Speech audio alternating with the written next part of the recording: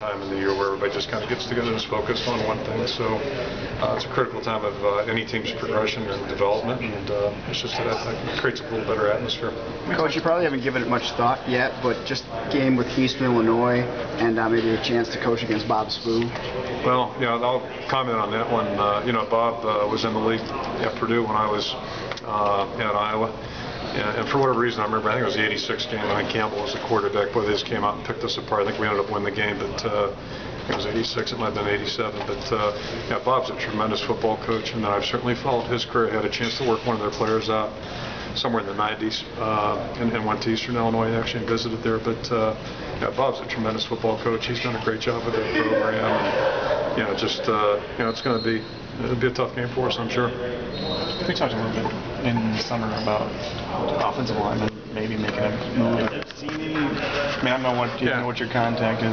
We'll find out in camp. That's the biggest thing. But the one nice thing about college football, players have an opportunity to really change dramatically, and we see that in bowl preparation a lot of times. It's a nice period where guys get to work and improve, and spring practice is certainly an indicator. And I think all of us are anxious to see what the guys look like when we get back on the field. And, some of the guys that we're really counting on are guys I think that really have a realistic chance to continue improving. Zusevic is a guy that had a nice spring, and his growth is all in front of him. Adam Geddes the same way to name two. So I'll be eager to see how those guys are progressing. You need more bodies on top of that. More always like that more. I mean, I've never been more anywhere. Competition. I've never been anywhere any time where we've had enough depth or competition. And even last year, we thought we were okay, and then Dace got hurt. There's always things going on. So, it's always a concern, and it's pretty much that way with every school in the country. I remember, visiting Notre Dame when Joe Moore was there, and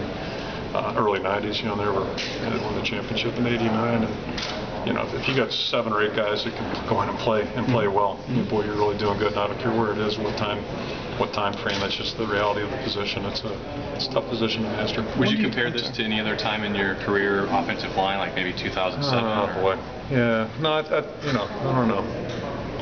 I feel good about the group. Their attitude's been great, and most of the guys, the guys in the top 7 or 8 right now are guys that have been around, with the exception maybe of Nolan McMillan and Connor Buffelli, but we think those guys are going to have a chance to get in there and compete a little bit. So.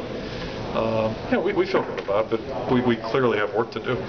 Based on what we saw at the end of spring, we're not ready to beat anybody, up front. But we'll get there. We'll get there. I'm confident we'll get there. Was Chris happy with the work, the buy-in this summer and everything? Yeah, I think everything went well. The attitude was good, and I think the guys' attitudes are, they're focused on the right things, and we made it through this step, which is the next step after spring ball.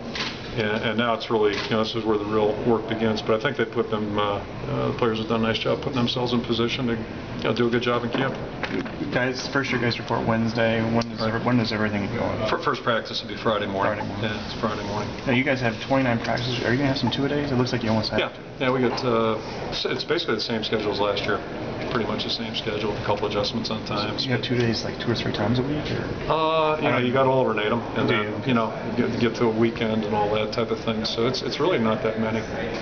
Compared to 10 years ago, it's really changed pretty dramatically. And we had kind of shifted out of that mode. I believe it was the 2001, certainly in 2002, we were in a different mode. But after, I think, between 2000 and 2001, we kind of really started cutting back on the volume of work just because we're starting to shape up a little bit as a team, and we're getting things done a little bit more efficiently. It took us a while the first couple of years. Did you think that factored into this? The defensive line last year, you had 4 veteran guys.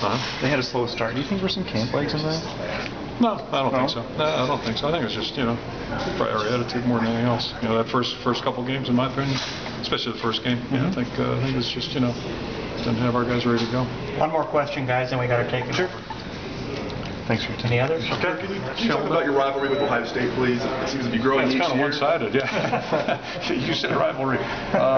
We've had some great games with them, but we haven't come out on top too often. So it's been a little bit one-sided. A lot of people think it's going to be the de facto Big Ten championship game in Iowa City this year. That game is so far down the road. We got a lot of ground to cover between now and then. I hope it is. My guess is they're going to be there, and when I say be there, not only in the stadium, but be in pretty good position. So. We have a lot of work to do if we're going to be on that tier. Thanks, Coach. Okay.